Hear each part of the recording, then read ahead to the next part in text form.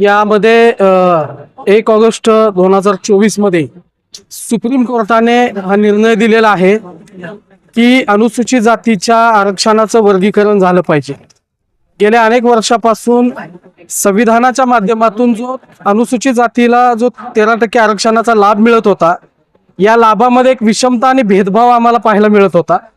59 जाती आहेत, त्याच्यामध्ये वर्ग जाती आहेत, पोट जाती आहेत, अशा या सर्व जातींना हा न्याय मिळत नव्हता।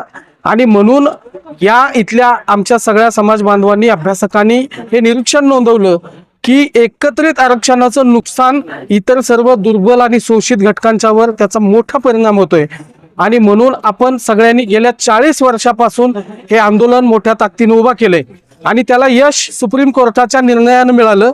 आता अहवाल शासनाने स्वीकारलेला आहे, बदर समितीचा अहवाल स्वीकारलेला आहे आणि नवीन मुख्यमंत्र्यांच्या सचिवाची अग्रवाल समिती स्थापन केलेली आहे। तर आमची शासनाला या आंदोलनाच्या माध्यमातून, या मोर्चाच्या माध्यमातून ही विनंती आहे। गेल्या अनेक वर्षापासून आम्ही हे आंदोलन सुरू केलं होतं, पण आमचेच काही बांधव यामध्ये विषमतावादी चळवळ उभा करत आहेत आणि हे आरक्षण संपवण्याचा डाव आहे किंवा हे सामाजिक ऐक्याला धोका आहे। आमचं म्हणणं असं एवढंच आहे की संविधानानं जो आम्हाला अधिकार दिलेला आहे, हा 4 भावांमध्ये 10 भावांमध्ये जो आहे, ती एका बापाची संपत्ती वाटून मिळाली पाहिजे। आमच्यावर अन्याय होतोय, मोठा भाऊ मोठा व्हायला लागलाय, तंदुरुस्त व्हायला लागलाय आणि छोटा भाऊ हा दुर्बल होतोय, त्याच्या झोपडीचं पाल सुद्धा अजून हललेलं नाही। अशी परिस्थिती असताना आजच्या या 21व्या शतकामध्ये आम्हाला न्याय मिळाला पाहिजे। शासन हे सकारात्मक आहे, शासनाची भूमिका आम्हाला योग्य वाटत आहे आणि म्हणून शासनाच्या समोर आम्ही हे आमचं दुखणं, मागाचं, इथल्या उपेक्षितांचं दुखणं घेऊन चाललेलो आहे।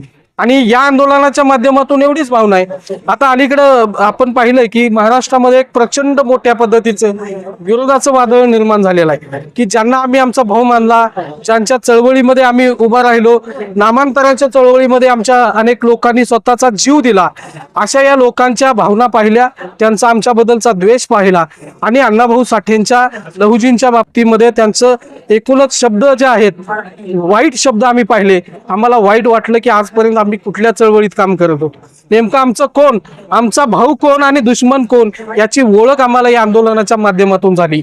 आणि आता आजच्या घडीला या महाराष्ट्रामध्ये मातंग आणि इतर उपेक्षित जात समूह ऍक्टिव्ह झालेला आहे, तो या चळवळीमध्ये सक्रिय झालेला आहे आणि त्याला कळतंय की नेमकं आमचं दुखणं काय आहे। आणि त्यामुळं शासनानं, माननीय मुख्यमंत्री महोदयांनी याची नोंद घेतलेली आहे आणि अंतिम टप्प्यात वर्गवारीचा लढा आहे आणि तो होईल, यासाठी हा आमचा मोर्चा आहे। 1 ऑगस्ट 2024 ला या देशाच्या सर्वोच्च न्यायालयानं अनुसूचित जाती आरक्षण वर्गीकरणाच्या बाजूने निकाल दिला आणि जवळजवळ आजपर्यंत आपण अनेक मोर्चे बघितलेत, परंतु आजचा हा या महाराष्ट्राच्या इतिहासातला एक मोखेडचा हा अनन्यसाधारण हा एक मोर्चाच आपण म्हणूया।